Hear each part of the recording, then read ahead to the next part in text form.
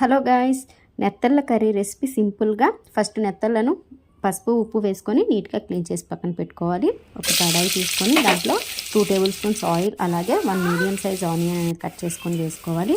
దీంట్లో కొంచెం జీలకర్ర, కొంచెం కరివేపాకు వేసుకొని చక్కగా ఫ్రై చేసి పెట్టుకోవాలి. తర్వాత ఒక 2 టమాటోస్ అనేవి చిన్న పీసెస్ కట్ చేసుకొని అవి కూడా యాడ్ చేసుకోవాలి. దీంట్లో టేస్ట్కి సరిపడా సాల్ట్, నెక్స్ట్ పసుపు, కొంచెం కారం వేసుకొని ఫ్రై చేసుకోవాలి. ముందుగా క్లీన్ చేసి పెట్టుకున్న నెత్తలను కూడా వేసుకోవాలి. ఇలా వేసుకొని దీన్ని ఒకసారి కలిపేసుకొని సరిపడా వాటర్ అనేది వేసుకోవాలి.